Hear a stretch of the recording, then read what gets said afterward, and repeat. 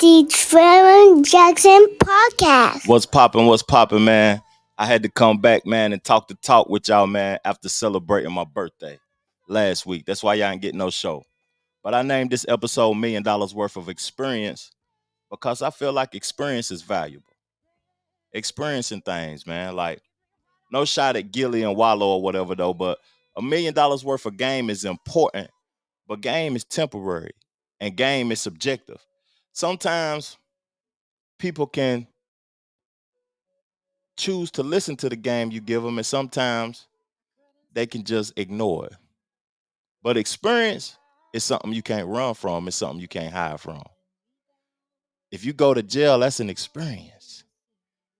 And in those experiences, you might not want to deal with that again. Real talk. Vacations, that's an experience. You know what I'm saying? You see different things, you view life differently. And you come back to your reality and you change some things and you alter some things and make life better from vacations. Hurt, pain. You know what I'm saying? Hurt and pain, you don't want to feel that again. You got beat up. You got gang. Some folks ain't going that direction down that street no more. That's an experience that you don't want to have no more. Love.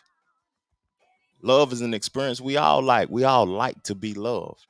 And if you don't like to be loved, that means you're hurt and you're dealing with something that you need to fix, dog.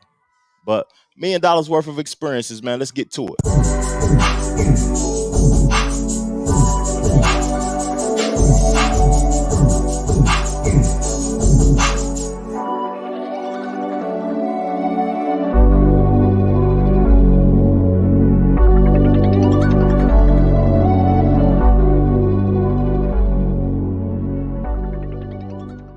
The Trevor Jackson Podcast.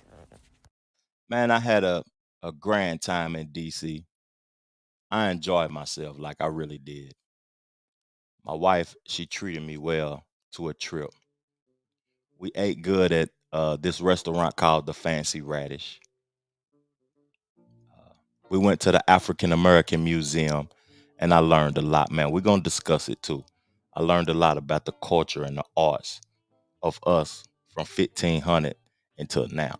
That's a lot of years, too. We went to the Air and Space Museum and the Future concert. Now, a lot of things happened in these last 2 weeks since I did a pod. And I just watched a video of the guy that was brutal in Memphis. That situation was brutal. And there's a lot going on in Memphis, man. I remember like living in Tennessee and then originally from Knoxville too, that things was going on and they wouldn't usually put it on like CNN or Fox News. We would just know about it. It wouldn't be national news. Now the things that's happening in those small cities is national news. But before I get into the heavy stuff and a lot of the educational stuff, and we also visited the MLK Memorial in downtown DC. It was beautiful. And I said some things about MLK on the previous podcast that I'm going to have to clear up because I have a totally different perspective after viewing that and after viewing his memorial. I got some books I've been reading, some audio books I'm going to break down and review them. David Goggins' new book, the MLK book. We got to talk about it, man. We got to talk about some of his views and perspectives and things. And some of my songs of the week, I got a couple of new vibes I've been listening to that's been real dope. But we got to get into the hip hop first. So I don't want to bore y'all to death. We got to get into the hip hop first. And I'm sipping on Kerma Dungeon Bourbon Barrel Aged Red Blend tonight. Chilling, cooling, man. Let me pour me up a glass. I don't want to get too tipsy on the show, but man, I got to loosen up, man, because I feel uptight with some of the things that's been going on. But Complex released the list for Artist of the Year, and it had me tripping. If you had a good time here, you say hell yeah. Hell yeah. Hell yeah. I need y'all to sing along, but feet lined up. My brother Drake couldn't be here. I need y'all to sing his part for me. Get your ass. That's cool? Smush. Yeah. Biggest. Put a nigga in the chicken wing. Put a nigga in the chicken wing. Yeah. Whoa. 21, can't do. Can you hit a little rich face for me? 21, can you do something for me? Drop some bars to my pussy ex for me. 21, can you do something for me? Can you talk to I can't hear y'all. for me? 21, do your thing, 21, do your thing. Do your thing, 21. Yellow diamonds in a watch. This shit costs a lot. Never seen a bitch up. That's how you get shot. I DM in vanish mode. I do that shit a lot. Took her panties off and this bitch thicker than a pot. Hey, man. Sometimes I got to give myself credit for stuff, and sometimes I just got to, you know what I mean, take a seat back and stop speaking so much on things. But I called it. When Metro Boomin album came out, if you go back and listen to the audio version, I didn't do a visual pod. I said 21 had the strongest, most impactful year out of any artist. I know folks gonna hate me for saying this because in my group pages and on the websites and stuff, I posted artists of the year 21 Savage, and a lot of people was talking crazy, talking bad about it. But I'm gonna tell you the impact 21 Savage had. The other artists that I can mention that had a bigger impact than 21 Savage is in a different age bracket. So the youthful artists, the younger artists, the little babies, the little Dirks, the 21 Savages, the Gunners, and those people in that age bracket, 21 had the best year, man, out of those people. But he might not be artist of the year. I'm gonna break it down. I was saying he was artist of the year until something happened, until I went and seen something. But if you listen to 21 Savage on DJ Khaled album, he had the best song to me. Everybody was talking about that Jay-Z verse, but the 21 Savage song was fire. Then you get down on later in the year, he dropped the album with the biggest artist in the world, Drake. So he getting cosigns from the biggest DJ in the world, the biggest artist in the world.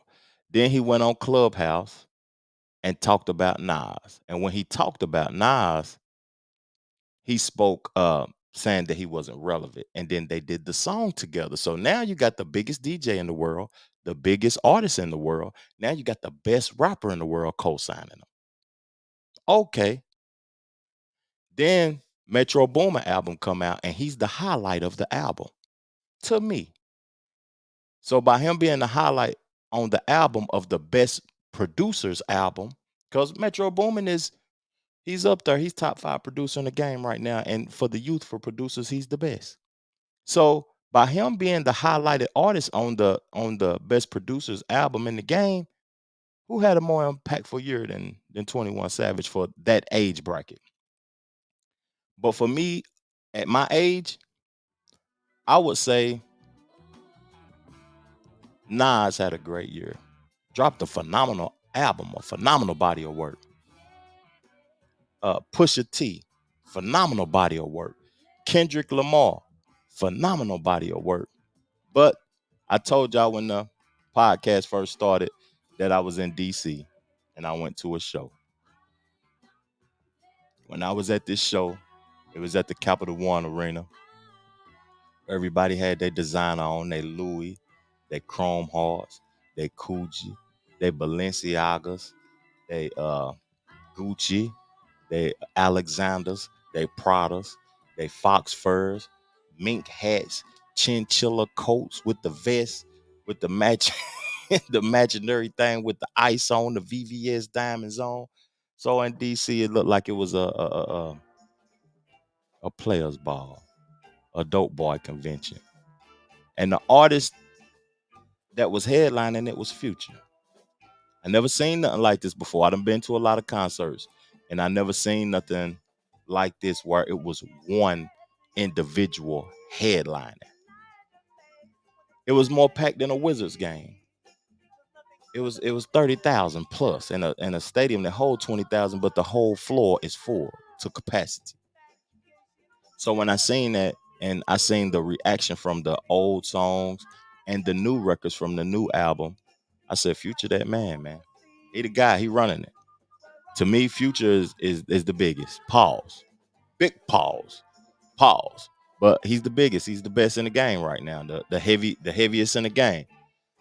So Complex, their opinion and their perspective, it really don't hold no weight in the streets. They ain't in the streets. They got people computing on the computer in the office, just talking reckless. But shout out to 21 though, man. But what I want to say to the young folks, man, he the artist of the year, but he gonna allow himself to get tricked off the street. Whole life, so you can argue with a nigga on Clubhouse. You keep letting all these Chicago niggas boost your head up like y'all niggas ain't dying in real life, man. Stop playing. Then that sounds like a few niggas I know from the rag. All right, bro. So you saying y'all undefeated on that side? Y'all ain't took no loss. Man, every nigga that we beef with, nigga, 30 of they niggas get smoked, nigga, and don't nothing happen to us, nigga. In real life, nigga. It's real life, nigga. Man, hey, look, Cap, you from Chicago. I advise you to shut the fuck up. I advise you to shut the fuck up, because the niggas that I without that spanking shit. So stop playing. All that shit sounds. You know, he's still fighting that case with him where he's supposed to been deported. Fannie Willis, she in Atlanta rubbing her hands like Birdman. She heard that and she rubbing her hands like Birdman, man. Hey, and if you listening to the audio version of this podcast, man, the visual version is on Facebook, YouTube, and Spotify. Go over there and check out the visual version, man. Trevor Jackson T.V. to see all the visuals. I appreciate y'all, man. But 21, man, get it together. The young individuals, what I say is that they allow themselves to get tricked off the street with that foolishness, man. And I watched that video. I'm about to call somebody too, man. He's a heavyweight in the game, heavyweight producer. And we're gonna discuss this thing going on in Memphis. We're gonna break it down a little bit because it's worrisome. It bothered me, man. Let me call my guy.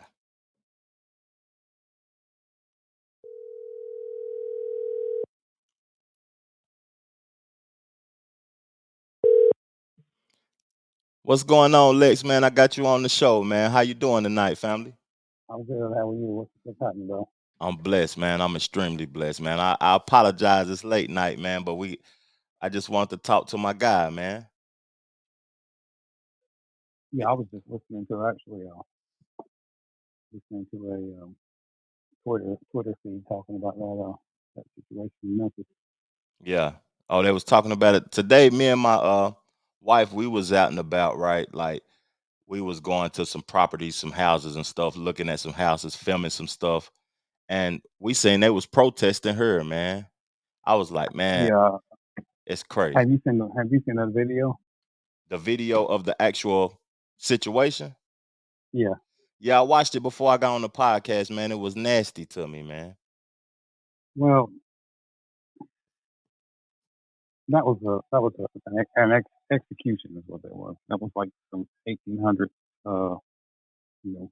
It seemed like it was personal to me. Yeah, I don't understand that. Yeah, yeah. It was like they had some people from the house Mm-hmm. beating somebody from the field that tried to escape. Ooh, that's a good example. That's a good example. And it was like somebody had slept with somebody's wife or somebody had violated somebody in a gang or something. Because them was all black individuals like us, man. And the way they was speaking, saying, man, he was taking them licks, man. I was giving him haymakers, man. I'm like, what the? Yeah, I mean, if you see that, what made me sick was they I think they had him in handcuffs. Mm-hmm. I'm not sure, and they had him standing up, and they were taking turns. Just see the thing about that head trauma Mm-hmm. is, they might think that this person is trying to escape, or he's having a conflict with him or resisting arrest. Mm-hmm. But after the first impact to the head, and your your brain is floating in a sea of liquid surrounded by a membrane, right? Mm-hmm. So if you get cracked in the head, it causes your brain to bang up against your skull, Yeah, yeah. and the end result is some with concussion. Or you see these football players and they get hit and they're laid out on the field, and they'll walk up to them and say, "Hey, who's the president of the United States?" or "What time is it?" and things like that, right? Mm-hmm. They'll ask them questions because sometimes those people don't know where they are. They trying to recover, the So, brain trying to recover. mhm. So the amount of confusion that comes with an impact, a severe impact to the head trauma, can lead you to, he may have been in physical duress early on in the altercation, Yeah, yeah. Because they was and not, spraying him and he started running after they sprayed him. and he probably, he was probably confused after he got hit, bopped in the head the first time. It may have sent him into a euphoria or a stupor, due to concussion. Did you see the beginning part when they first pulled up on the car, how he spoke, like the difference between language? I could tell that the young man wasn't from Memphis, because he said, "Dude, Yeah. what are y'all doing, dude?" Did you hear What was that? the initial? Yeah, but I mean, I don't understand what was the initial factor in the stop in the first place. Reckless driving. It was like reckless. He was driving reckless, but they don't show that or whatever, so we won't ever see that. But the way the dude spoke, he said, "Dude, you guys are doing a lot, dude." And I was like, he speaks proper English and stuff clearer than them. Yeah, and that's what he got. That's what got him beat up. Because they probably felt like That he thought that he was better than them or something. Or I don't yeah, know. which in the simple terms, quite possibly he was, Quite because possibly.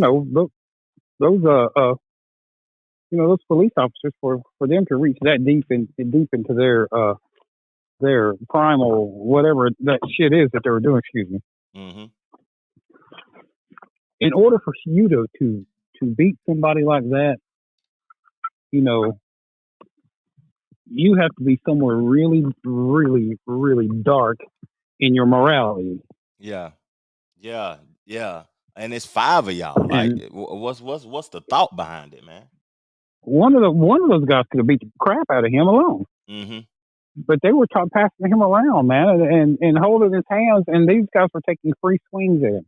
Yeah, and they looked like they was offensive linemen for the Dallas Cowboys.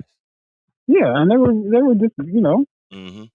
they were beating they were beating him to death, and that's pretty much it. But one thing I got to say too, though, Lex, like, in our era and the way we was raised, I ain't taking shots at the young man though. But when we get arrested, it's like, to me, you got to have a sense of compliance nowadays. Ain't no talking back and not getting on the ground when they tell you to get. It's zero resistance, because we come up in the era where we knew we was gonna get killed.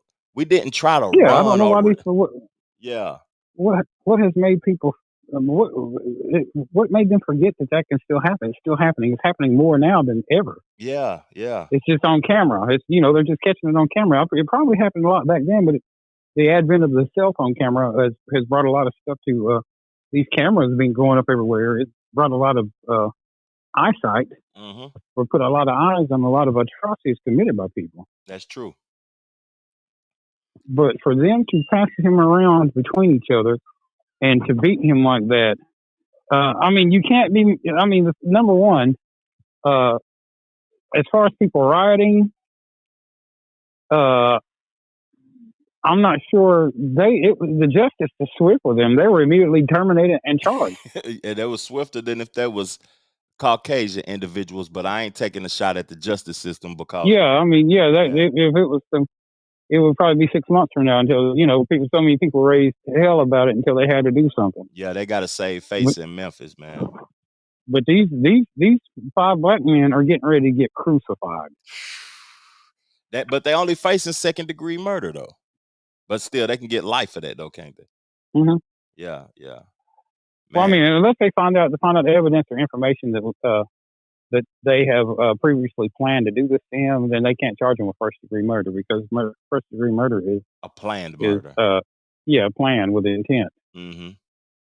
Mm-hmm. They just they were just out having fun and they were having a tough guy contest Yeah. and they beat this poor kid into oblivion. Yeah. And he died 3 days after the situation, like from the same thing that happened to that Buffalo Bills football player. He didn't die though, but cardiac arrest. He couldn't breathe or whatever though, man. But Well, I mean, he had brain damage yeah. because when you get hit that many times in the head, then the result is a brain injury. See, the Mm-hmm. problem with that is your brain only has so much space to swell. Yeah. So when Ooh, your I brain didn't starts think about that. swelling, when your brain starts swelling in your skull, and they can't. Usually, they have to take a Dremel saw and cut a cranial fissure around the top of your head, and let your head, the top of your skull, come up like a bulb. Oh, so it can breathe and then it Yeah, heal. so it can alleviate the pressure off your brain to keep it from pressing against your skull and destroying itself. Oh yeah, because when it press it. Oh, I never knew that. I appreciate that, man. That information. Wow. But see, with um, brain swelling will apply pressure to your medulla oblongata, which is the center of your control center of your brain. Mm-hmm. It controls, it sends electrical signals to your heart, in your lungs. Everything automated Through your that's brain. in your body is controlled by the brain stem and the base and the brain stem. What's that part of the stem called again? You said something. I need to know It's that word. medulla, medulla oblongata. Medulla oblongata. OB. Hmm. Oh yeah. Oh, oblong and gata. Yeah, yeah, yeah. I'm gonna have to do some research on that when we get off the episode or whatever, Lex. But like, what would you say to the youth too about? Cause man, I might have been in the streets doing my thing a couple of decades ago though, but I was raised. I didn't have a father in my life, Lex, but I was raised by the first black sergeant in Knoxville, Tennessee, and man, what he taught me about getting arrested and stuff, it has kept me alive because I could have died, man. I right when I get pulled over, I put my hands out the window. I do Yeah, you everything better grab that mirror. yeah, I make sure that they comfortable. I'm not talking back. I'm not running. I'm not never run. I'd rather go to jail for life than die, man, or get beat down. Me Well, I mean, personally, that's what they say. That's the thing, isn't it? Comply, don't die, yeah, yeah, right? yeah. Because But the some youth police hard officers headed are though cool. now.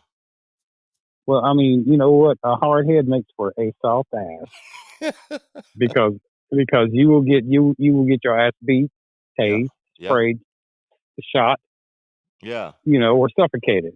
Man, they get tased, spray shot, and still be talking to them crazy after that stuff go on. They still be talking. Did they release a toxicology report on him? I haven't seen it yet. This is my first time even having the balls to even look at the video, fam. To be honest with you. You want me to see if they I don't, release the report? Hmm. yeah, I'm pretty sure. How long has it been? They just released it was January the 10th when he died.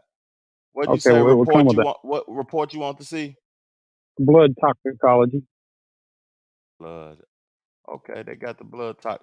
I'm looking at it right now. Uh extensive bleeding caused by severe beating. Oh, it's not released yet. Just an hour Yeah, ago. it's gonna come due with the autopsy probably Yeah, the autopsy hasn't been released yet. I want to see that though. But why would you want to see that, Lex? because uh, if he has no drugs in his system, Mm, then I think that he was uh,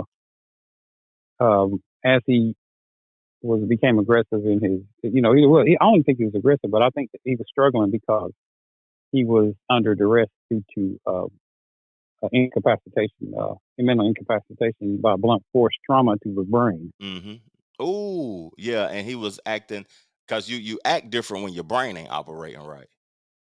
Yeah, you think boxers, get hit and they don't know if they at Burger King or Disney World.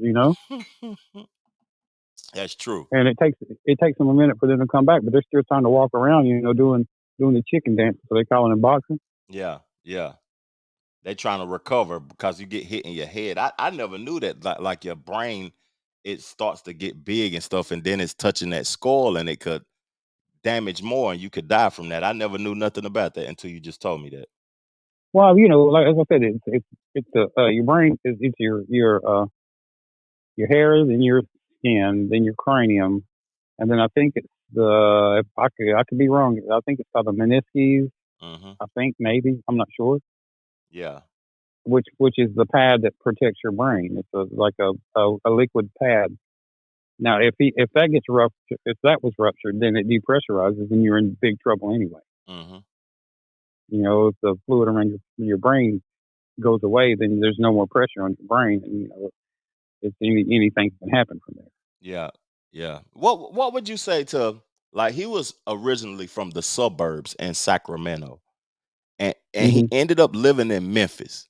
What would you say to a young man that might be from California or New York, or predominantly Democratic place, and they move to the South, trying to talk to the police, like, you know what I'm saying? Well, what I would say is, uh, why did you come to Memphis? I don't know why he went to. Number one, Yeah, and unless it was a great job or situation, something like that. yeah, I mean, there's absolutely uh, if it's a job, or it's a job promotion, or something, some way to advance yourself. Memphis, the poverty, the lifestyles in Sacramento and Memphis, there are a lot. They have a homeless problem in California, and it's extremely expensive to live out there. Yes, mm-hmm, but you also have ways to, if you have an education, or any kind of wherewithal about you, there's ways to live. elevate yourself. Yeah, most Yeah. definitely. And plus, if you didn't want to live in Sacramento, you can move, 50 miles outside the city and see nobody, Napa Valley, or somewhere out there. You know what I'm saying? I would love to live in that. That's what I would want to retire in, Napa Valley or Clearwater, Florida. They're my desirable places. Hmm. Something, I could easily go work at a winery right now, forget everything existing on this planet, You too? I'm sipping and wine and right now. make $15-20 an hour and be out there shoveling shit and picking grapes And be and as be happy. and be. Yeah. I mean, look at the Europeans. A lot of them are poor, but they're blissful because they eat seasonal food, and they're Hmm. just happy to do what they do. Yeah. Yeah. They're not caught up in this whole hurricane or firestorm of the rat race we call the United States. Yeah. Yeah. That's true. You That's know, true. I live right now. There's 1,100, possibly maybe there's less than 2,000 people that live where I live, Hmm. and I live in a simple house with some property, and I got I got the grape trellises in the garden, and and deer Yeah. and ducks, and you know what I'm saying. That's peace, man. And I used to live in Buckhead in Atlanta, Yeah.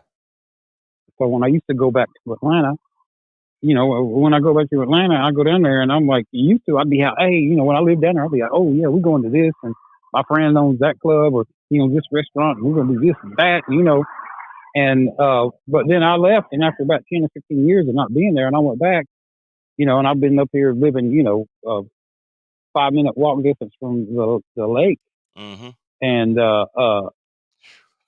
and I'm outside right now. I could tell too. I could tell, but I can't tell because you sound crispy. Your microphone, whatever you're talking on, is crispy, man. But the thing is there might be 4 cars pass here in an hour. Peace. Yeah, because people, before they put a subdivision across the street. Before that, it was dead quiet out here. Hmm. But and then I go back to Atlanta, and it's all this everything, this stuff going on, and seeing people getting arrested, and you're seeing this and that, and you're seeing these, there's all this chaos going on, and helicopters flying around, and then you're looking on the news, and somebody got robbed over here, somebody got shot there, Yeah. and my sister, they live in Marietta, and they got a nice little townhouse over there, and last time I was down there, which was a few months ago, Mm-hmm. I didn't leave the house. I went to the grocery store and we bought stuff to cook, and and then we sat around down there and drank a couple of glasses of wine, and I set up my little station down there in the bottom floor of the house, and that's where I was. Yeah, you used to a peaceful lifestyle, man. Like living in cities has its benefits, but it does has its disappointments, man. Because I live outside of Charlotte. I live in Lake Wiley, South Carolina, but it's right touching South Charlotte, and Yeah, you're out of there though. yeah, You're out of the way. yeah. I'm just 5 minutes out. I'm 5 minutes to the lake, like you. I can walk to the lake 5 minutes, and I can be in the city 5 minutes. But it's quiet, it's dark, it's peaceful. I would never let nobody know where I live at because it's too dark. But Well, something. Anybody that excuse me, anybody. I'm drinking Earl Grey tea. I just choked on it. Anybody that it takes me almost an hour to get to Knoxville, right? mm-hmm. And it takes me about an hour and 15 minutes to get to Asheville. And um, that's the closest city, like Gatlinburg. I mean, that's 35 minutes maybe. Yeah, yeah. And but I'm not. There's no major metropolitan area around me. Yeah, and that's a beautiful And thing, man. It's peaceful. yeah, and I just I graduated from the rat race and the chaos, Mm-hmm. and I started looking for learning that no matter how many riches that you have, or no matter how many physical things you have, there's nothing more valuable than an experience. Oh my God! Stop. Hold up! Stop. You know what the name of this podcast is, Lex? What's that? $1 million worth of experience. That's the Yeah, there's nothing I more. named it. Talk to me some more about experience, Lex. I'm gonna shut up. Well, the majority of people that you see that are super rich, um, they use their wealth to get farther away from people. Now, if you can achieve that, without being a billionaire or a millionaire, then you've won, Yeah, because people will people. If you get around a lot of people, if you got 100 people, 20% of those people are going to have a mental issue, or and those 20%, 10% or 15% of those people are going to be violent. mm-hmm. So it's like rolling dice. That's true. And then our culture has been so misguided that they think that the culture of violence is funny. Break it down, man, because Well, I mean, you see these people, world star, and they're watching people get beat up and attacked, and people getting knocked out, and and these people fighting, and you can punch somebody and they hit their head on the ground and die. It's happened to a lot of people. The next thing you know, you got 25 years in prison. Where did that come But from, though? Where did that come from? We thinking it's funny, and did that come from like slavery, or where did it come from, Lex? I don't know what that is. I don't know what the psychology of that kind of behavior is, because Mm-hmm. I'm not out here looking for any kind of conflict at all whatsoever. Me neither. And I don't like to go places where people will I think people will be looking for conflict. You can't pay me 20. I ain't rich, but you can't pay me $20,000 to go to a club and drink and eat wings with a whole bunch of people doing buffoonery things. Well, see, the thing is you could pay me to go to a club and eat wings and drink, but I'm going to be there about 18 minutes. And I'm going to get paid, and I'm going to bust that door wide open. And what time is it going to be, though, Lex? Is it going to be after midnight? I don't know about that.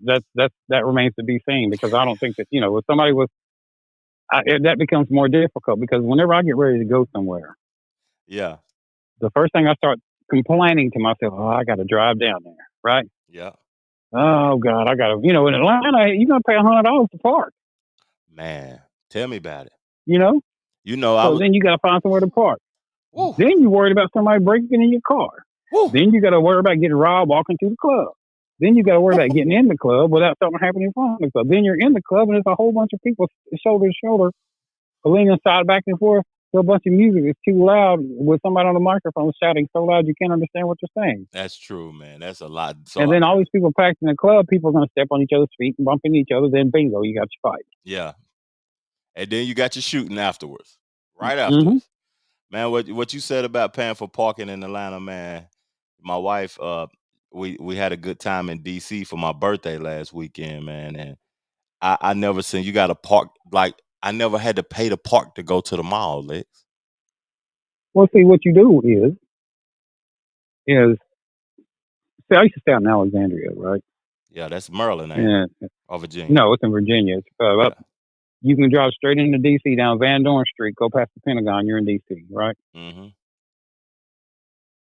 Okay, so I was right up there in the Kingstown area, and which if you that's the place I would explore to live in is get out there in one of those places in Virginia, Mm-hmm.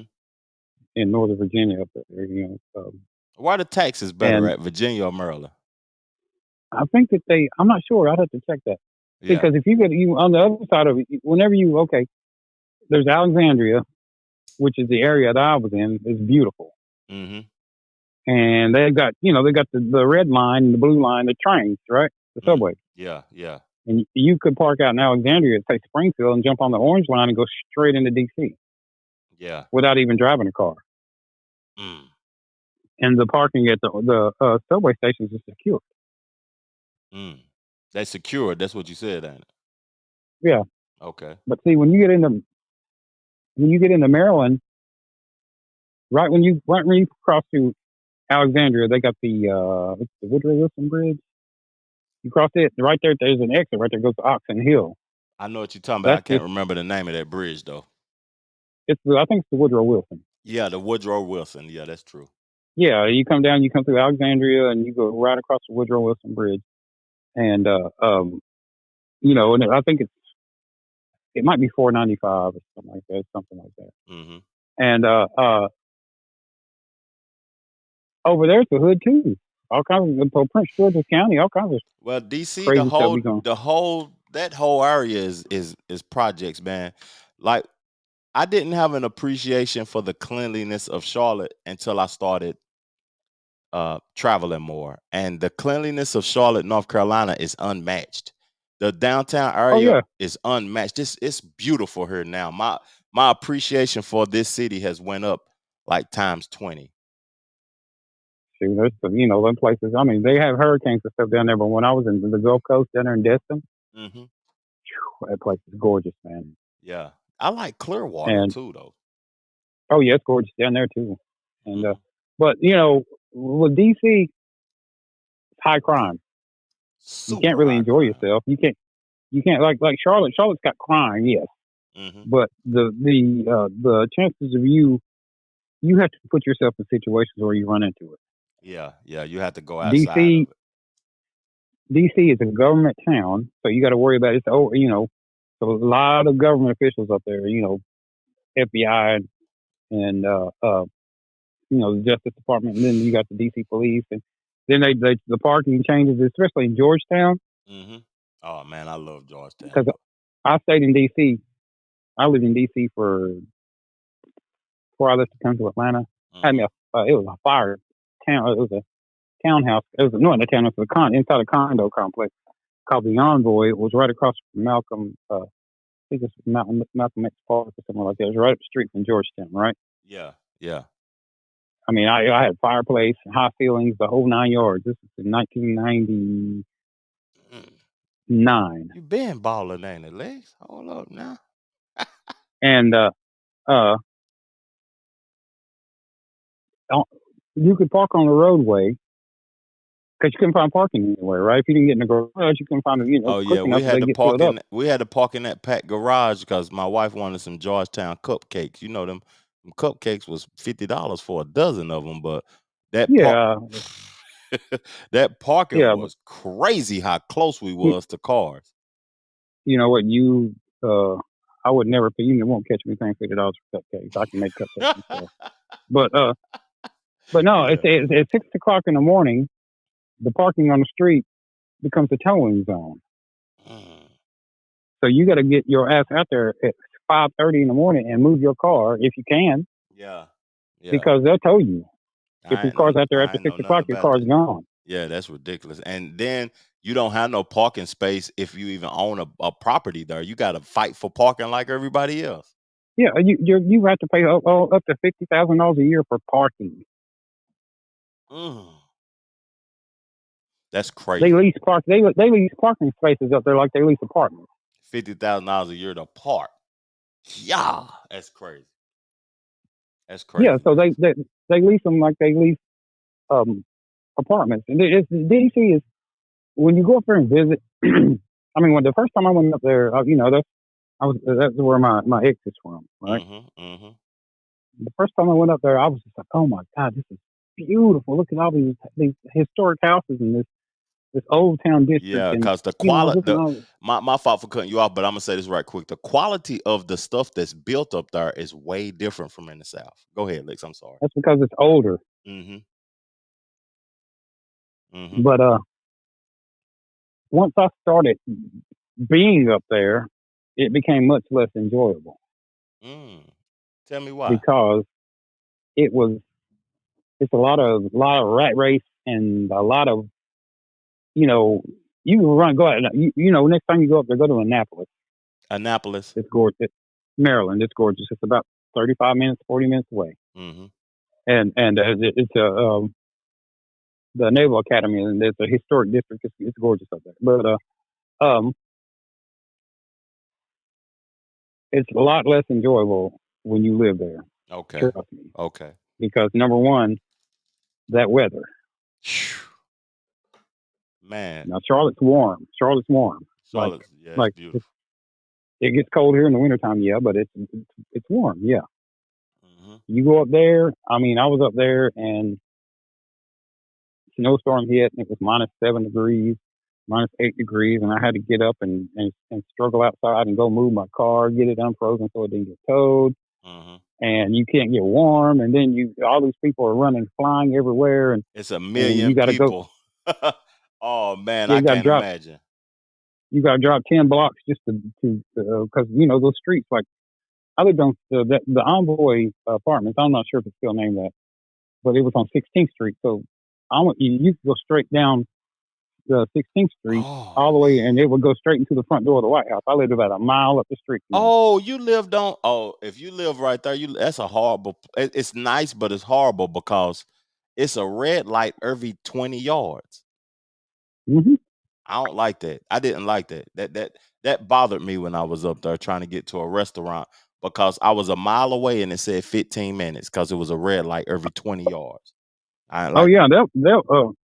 they'll one way street you To until death. you're in you keep hitting one way streets, and you'll be in Sulphur, Sulphur Springs. Mm-hmm. Mm-hmm. You just have to keep hitting one way until you just to go turn around and get back to your apartment. You go 10 blocks to go left, 10 blocks to go right, 10 blocks to go left, go back left again. You Just might as well to have a go back to bicycle, man. You just need a good bicycle. $1,000 bicycle, you good. yeah, $1,000 bicycle ain't worth a damn when it's -7 degrees outside. And uh, it just became, and I started realizing, I was like, this is not for me.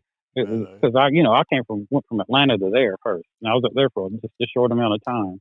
Oh yeah. I thought you went from DC to Atlanta, not from Atlanta to No, I DC. went That's back to different. Atlanta. Yeah. Yeah. I would have. Oh yeah. I You went, went from Atlanta to DC back to Atlanta. yeah. So that's what love would do for you. What you think is love. There's people need to Uh consider oh. that too. Uh But oh. Uh oh. but uh but I went up there, and number one, Atlanta's median temperature for during the wintertime is about 50 degrees. Mm-hmm. And usually, generally it might get cold and it might freeze, for 3 or 4 days, and then it'll be back 50 degrees. But then usually it'll be, sometimes it'll be warm for 2 weeks, and it'll be 70 degrees in January. Mm-hmm. It ain't like that And there, man. I was in DC January 20th to the 23rd. Fam, I'm telling you, we went to the African American Museum at 10:30 a.m. We got out at 1. it changed 30 degrees. Like Well, I mean, you're in instant. the Chesapeake watershed, so you're really close to the ocean, and the ocean is salt water. And what do they use to make ice cream? Salt. Yeah, it was cold. Salt makes everything colder. Yeah, Yeah. and um, so it was just like a whole lot of death and shooting, and just a lot of misery for me. So I Mm-hmm. mean, I went back to Atlanta, I and agree with you. I could handle Atlanta better. And then I decided to come. Once I figured out that Atlanta was going the same route as DC DC. was, I came to Tennessee. I mean, an option. I used to come through Charlotte all the time. Back when I was going from Atlanta to DC, I'll go right through Charlotte up 85. Mm-hmm. I get on 95 at Richmond and go right up to the bottom of DC, right? Yeah, yeah, because And Richmond and Charlotte is right. They the two metropolitan cities right beside each other, really. yeah, like sister cities or something like that. So you Mm-hmm. can go 85 goes straight to Atlanta, Yeah, yeah, and it goes straight up 85 and you go through Charlotte and through Raleigh and all that, and yeah. Through Cape Richmond, Fear and yeah, all that. straight to And go right up to DC. Richmond Mm-hmm. and get on 95 and go straight to DC. Come up through what is that place called? Lorton and Woodbridge down that way, Yeah, yeah, yeah. and go straight into DC. We went straight But up 85. We went 85 to I-40 back on 85 to DC. Or is that 95? And I'm tipsy. 95, you went Yeah. 85 to 95. Yeah, it went from 85 to 40 to 95, I think. Yeah, you go 85 and you get on 40 at Raleigh, Mm-hmm. and then you go across 40, and then you go back up 85 again. Oh, no, it connects with 95, right? Yeah, that's what You're it right. do. Yeah. I forgot that. Yeah, you got to get on 40 at Raleigh, Mm-hmm. over there. And Yeah. then you cross over, and you hit 95, and it goes straight up Yeah. to Richmond. But Lex, But I got another caller calling in, and I'm gonna call you when I get off the show. But I need you to tell me what's the value of experience before you get off the podcast, fam. Tell me the value of experience. well, whenever you think about something good, Mm-hmm. think about okay, you went to Hawaii with your wife on your honeymoon, right? Yes, sir. Okay, this is beautiful weather and fruity drinks and beach, sand, and you know what I mean? Oh my God, I can't. Oh God, don't remind me about Hawaii. Whew. That was an experience. Yes, sir. Now, sometimes people, if you don't experience anything, if you're blissfully ignorant, you can not experience things and be totally happy. There's a man over here that has a farm, beautiful farm, greenhouses and everything, and that's all he's ever known. Mm-hmm. But he's the happiest person I've ever seen in my life because he has big, gigantic greenhouses. He got strawberry plants growing in them right now. Yeah. Oh, dang, in And I, January. yeah, and I told him, I was like, you know what, I would just go out there and get me a go out there when it's about 80 degrees inside that damn greenhouse, and I'd get me a lounge chair and a table and a bottle of wine and an ice bucket and a book, and I would be in there asleep. That's a beautiful lifestyle. Some people won't appreciate that because they need attention from others, though. But that's It's a an beautiful experience. life. It's an experience. People travel to experience. Unless you're less intelligent and you go to party. But I mean, meeting a woman is an experience. Mm-hmm. Seeing a sunset on the beach is an experience. Yeah. At Christmas with your family, and if you have grandparents that passed on and you remember them baking you cookies, and it's the happiest. That's an experience. It's an There's nothing worth there's nothing worth more money than having experiences with people, especially with people you don't have anymore. Let me give you some hand claps, Les. Let me give you some hand. $1 million worth of experience, man. Continue on, Lex. I'm sorry. But yeah, I mean, that's what it is. I mean, sure, people like to have things. People like to make money. It's awesome. Mm-hmm. But enjoying small things. Take a look at the dirt. Mm. Or with wintertime, everything is brown and dead. But if you take a good look at it, there's all these different browns and grays and different hues of color that you see. That are it's like artwork. It's life. Mm-hmm. Yeah, because if you look at it one way and you say, "Oh, that tree is dead," and I'm like, "No, the tree is asleep until spring." You kicking game now, Lex. You kicking game by experience. So I mean, I wish more people would understand that, and I don't know what's happened to this generation of the younger people that are all these horrible things are happening to, and I don't know where they're learning this stuff from, but I think that the internet is undefeated in misguiding people. That's true. I agree with that because I think personally that we're lost in technology. Yeah, you know what I use technology for? You know what I watch on YouTube? What you watch? Luxury travel expert Yeah. pro walk tours where the guy just gets a camera. He's got a big camera Mm-hmm. that he straps on a steady brace, and he walks around places in Italy and Spain, and it's like you're walking with him. You're walking down all these streets, and you get to see what the people see that they're walking around. And you looking at an experience. Yeah, and I watch the cooking channels, learning how to do stuff like that. That's it. Oh, you gotta watch this. The best ever food review show ever. You gotta watch that. I've already watched it. It's beautiful, ain't it? I don't even eat meat, and it's beautiful to me. Yeah, that's a great show. I mean, there's just some amazing stuff out there. I mean, like truffle butter. Somebody did a song that's sexual, and I was like, these people like, you ask them, have you ever had truffle butter? And they're like, ew, and I'm like, okay. Man, I got truffle butter and oil in the refrigerator right now. Yeah, truffle. See, most people that aren't cultured don't understand that a truffle is a mushroom that grows in, the best ones are in Italy and Spain, and they use hogs to find them. Mm-hmm.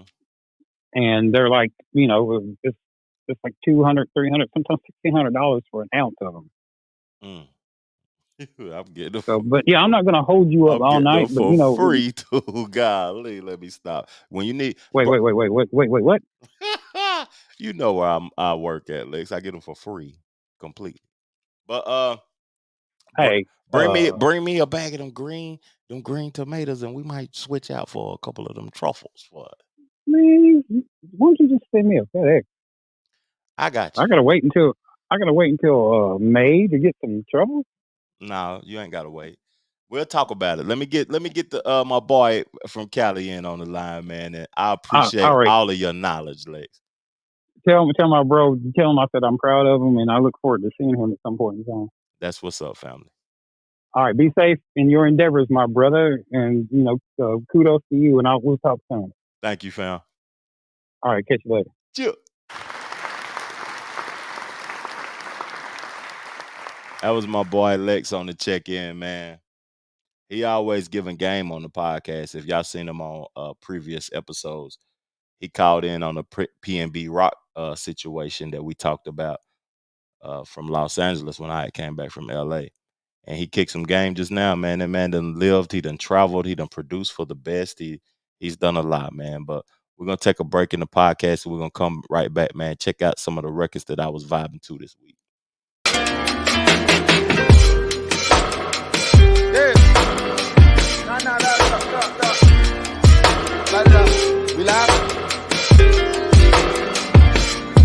You know that love fluctuate and that hater fluctuate. You gon' question who you trust when that paper fluctuate. Know they love fluctuate and the haters fluctuate. They question who you trust when they paper fluctuate. Choose me, choose you, use me, use you. What's love, what's true? Oh, oh, oh. Choose me, choose you, use me, use you. What's love, what's true? Oh, oh, oh. Yeah.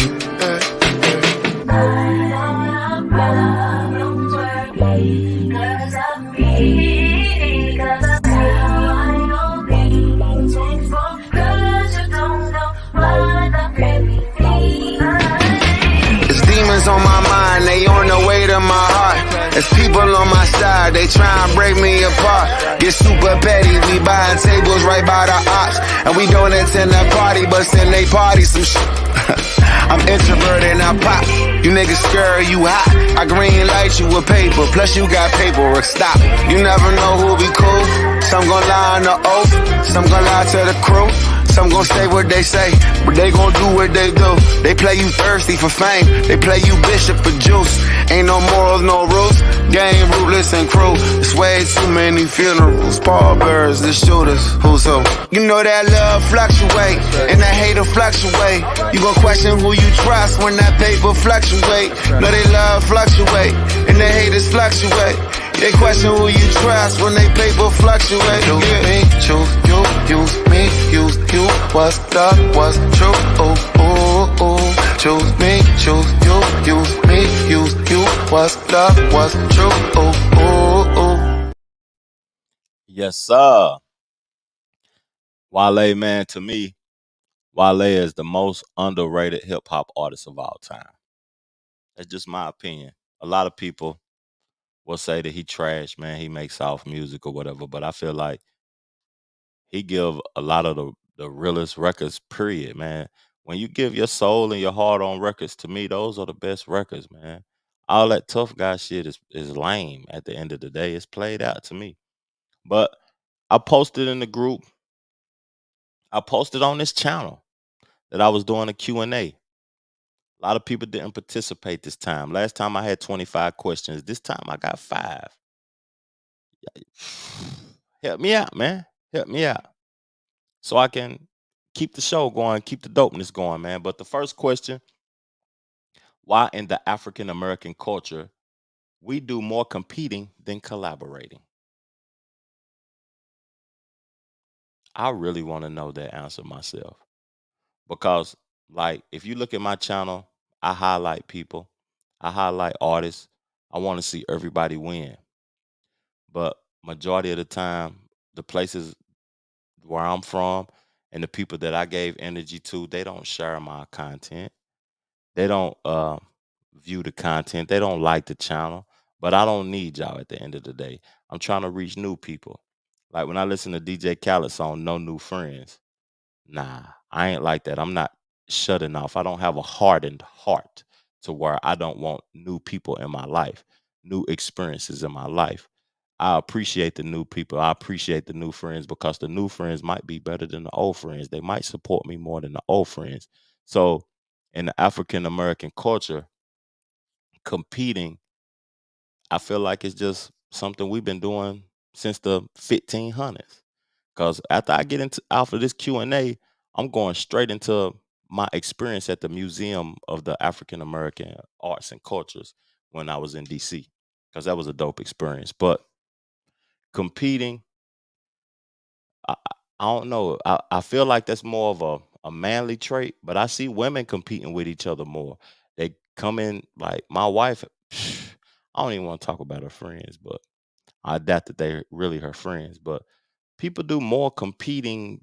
I got more than you. I got more square feet than you. My car is more newer than yours. Like women be competing too, but that's lame to me. So let me get into the next question from the Q&A.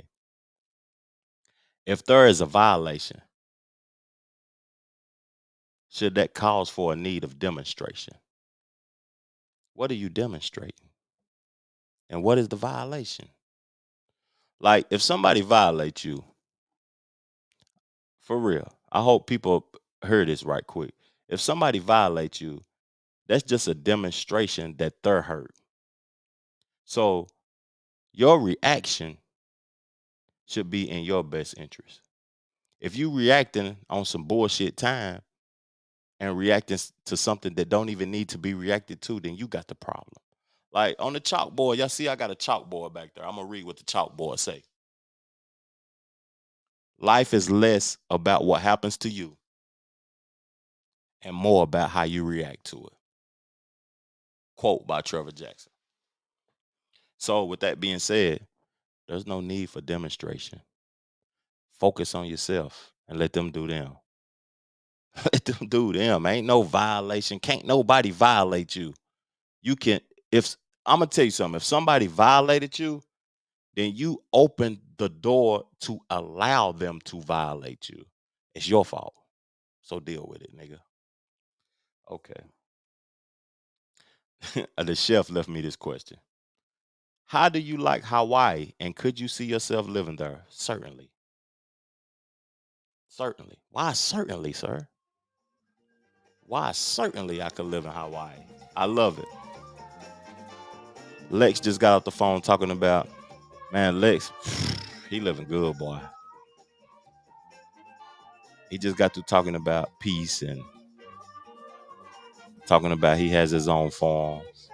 He lived 30 minutes away from civilization and high traffic places. Hawaii, that experience, to me, it wasn't that much entertainment in Hawaii.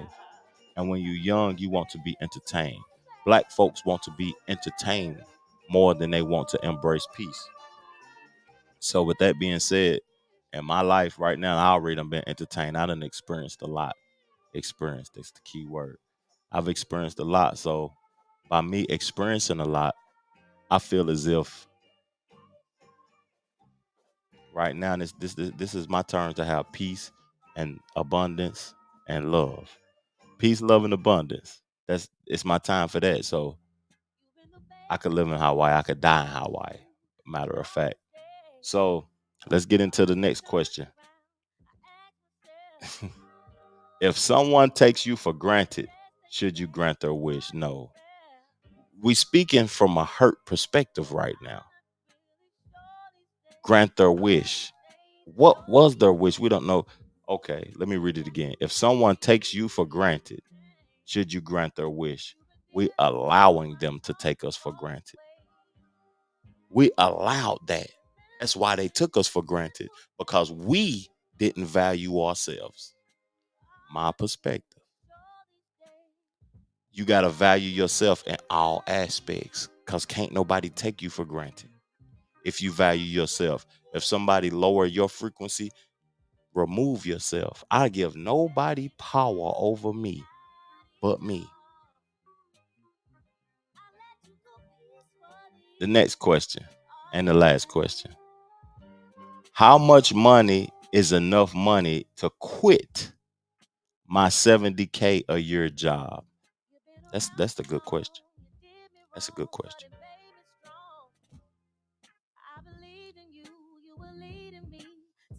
Only add to your finances. That's just me. I work multiple jobs. I work in a warehouse. I do graphic design. I do real estate. I take donations on a podcast. I'm an artist at the end of the day. I receive money from streams of music. I drop albums.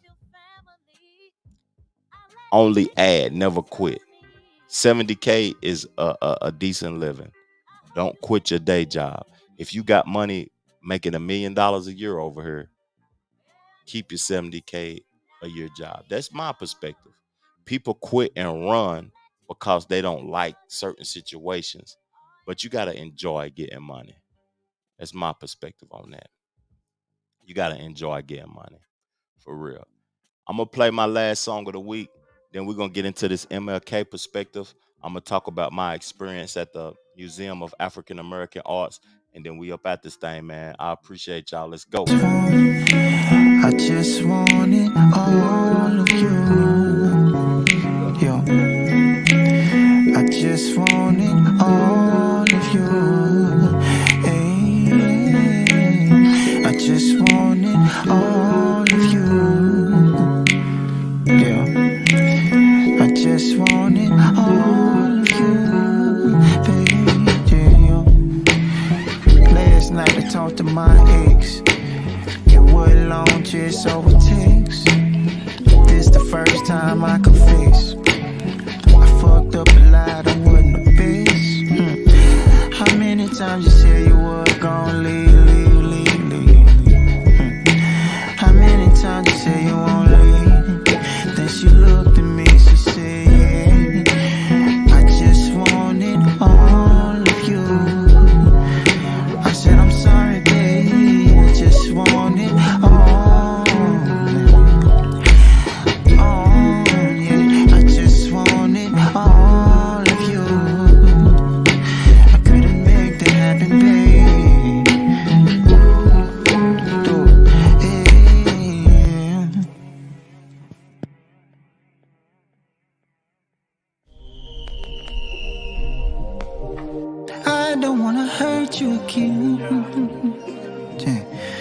especially when we're better as friends. So I think it's best that I go.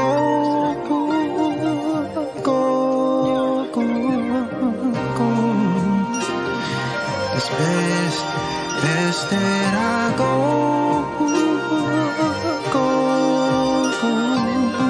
Baby. I don't wanna hurt you again. Especially when we're better as friends.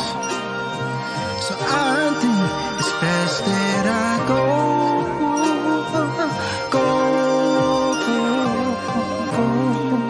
Yeah. Oh, it's best that I go.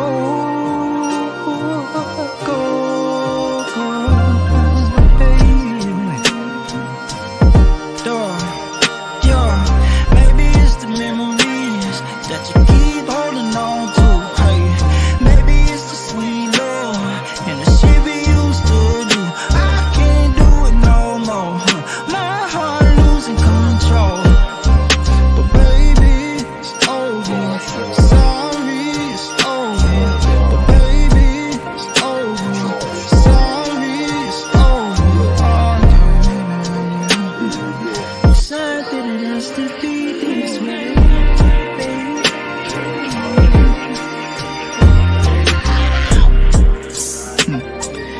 I don't wanna hurt you again.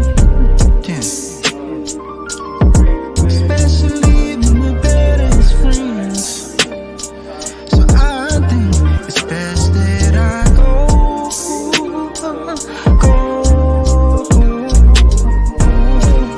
Yeah. Thank y'all, man, for tuning in, man. I appreciate y'all, but we got to talk about the Museum of African American Arts for a minute and the nations that was involved in the slave trade. Like, it was a couple of them. The things that I learned, I'm just going to talk about a couple of things that I learned when I was at the Museum of African American Culture and Arts. So I learned that the nations that was involved was Portugal, Spain, Britain, France, the Netherlands, Denmark, Sweden, and America. And I realized that America was the country that had the less amount of slaves. They're the ones that received the least amount of slaves. So those countries that I just named, they used to dock their boats and their yachts in West Africa and trade slaves to their countries for free labor. So those countries received those individuals for free labor. My descendants are one of them for free labor for 400 years. So their generational wealth, we ain't gonna catch up in our lifetime. We just not. It's impossible. 400 years of free labor. That's ridiculous. 400 years of free labor. How we gonna catch up? Real talk. But man, learning some of the things that I learned there was phenomenal. I advise anybody that go to this museum to start from the bottom to the top. Make sure you wearing some joggers, something warm. Just because it's in DC, you got to be dressed warm. Have you a hoodie, some joggers on, and some comfortable shoes, because the museum is 3 miles long. It's a mile and a half at the 3 stories on the bottom, and it's a mile and a half at the 3 stories on the top. And the reason I tell individuals to start at the bottom is because that's where they talk about the slavery and the hard times and the countries that was involved in slavery. So you want to go from those traumatic experiences up to being happy, being successful. When black folks got the opportunity to be creators and established individuals. You don't want to start from the top, then go to the bottom. That's backwards. But I'm going to play a little clip of some imagery that I took from my iPhone and my camera and that I created of the place when I was there.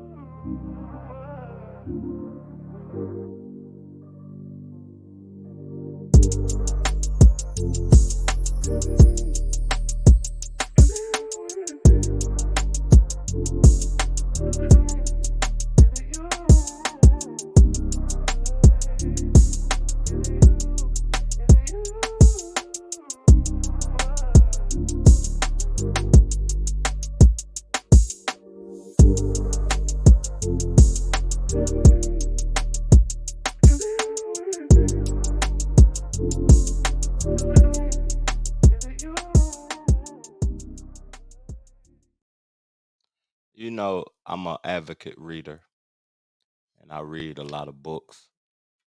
And after I left DC, me and wifey, we was listening to Martin Luther King's book. I forgot the title of it. I need to find it for y'all so I can be accurate what I want to talk about.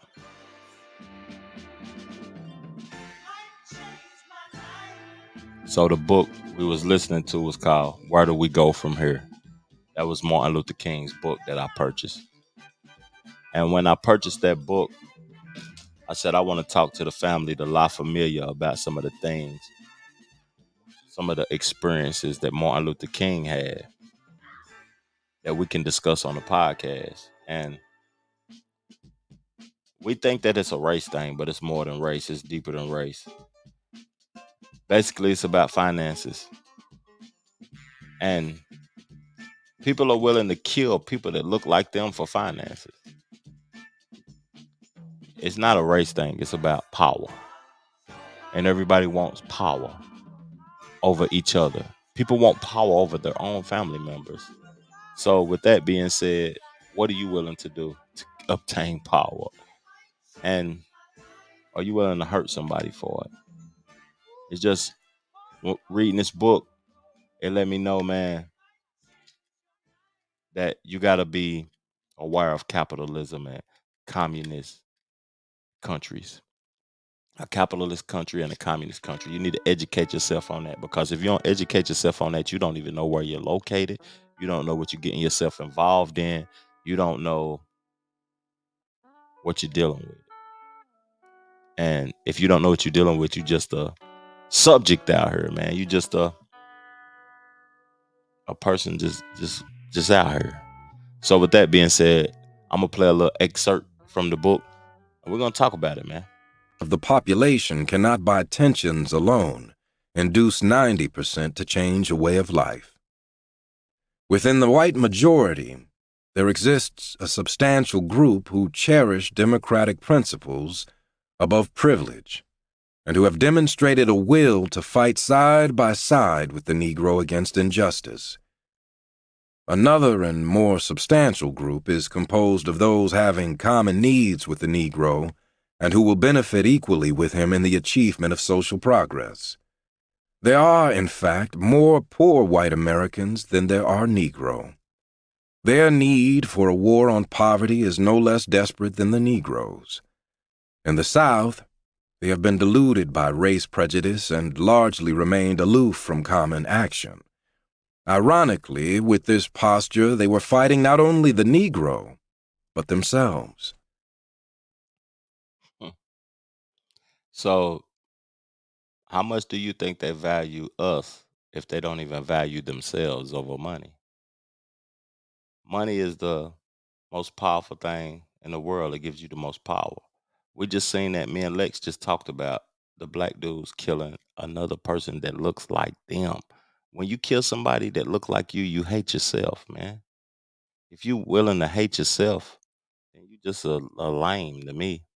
But to obtain things, you willing to hurt yourself. Man, that's crazy to me.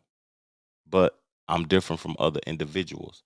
And we have adopted the lifestyle of the Caucasian individual and inherited their ways. So we're going to do the things that they do to obtain money because we have valued capitalism. Speaking later at a staff retreat of the Southern Christian Leadership Conference, King expressed a conviction that had long been a crucial part of what he saw when he paid attention to the nation's poorest people. He said, "Something is wrong with the economic system of our nation. something is wrong with capitalism. Always careful, perhaps too careful, to announce that he was not a Marxist in any sense of the word, King told the staff he believed there must be a better distribution of wealth, and maybe America must move toward a democratic socialism. This seemed a natural direction for someone whose ultimate societal goal was the achievement of a nonviolent, beloved community. There must be a different way to distribute the country's wealth. Capitalism. Let me define it for you. I'm looking at it. An economic and political system in which a country's trade and industry are controlled by private owners for profit. It's controlled by private owners for profit. So everybody has access to financial gain. But a human being's life is not as important as financial gain. Is something wrong with that? Morally, yes, but there's no moral standards in capitalism. So by it not being moral standards in capitalism, you have to deal with the outcome, or you have to leave the country where capitalism is the most powerful thing. So as black individuals, King was the type of person that valued love over everything. He valued unity over everything. He didn't even like black power. People speaking on black power. Like as I grew up, that's all I knew was black power. People stance on black power. We was always the fist and all of that.